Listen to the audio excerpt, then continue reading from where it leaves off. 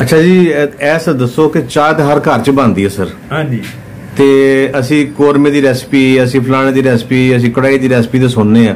اے چاہ دی ریسپی جڑی اے دسو سن.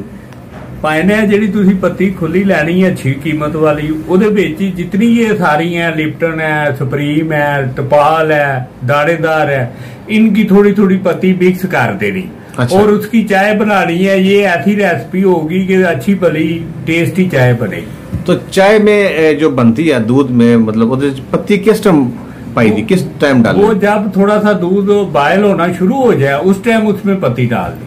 اچھا. تو اس کی ٹائم کیا ہوتی ہے؟ ہلکی آنچ پہ پوری آنچ پہ دھیمی آنچ پہ؟ جب اوپر آن کے وہ چائے جو ہے وہ پھٹنا شروع ہو جائے اس کا مطلب ہے وہ پک گئی. پک گئی. لاچو چپالو بچے یا جو مرضی ڈالے انشاءاللہ ٹیسٹ ہوگا. واہ ناظرین یہ ریسپی ہے اس کو فالو کریں اور لائک شیئر کریں. شکریہ.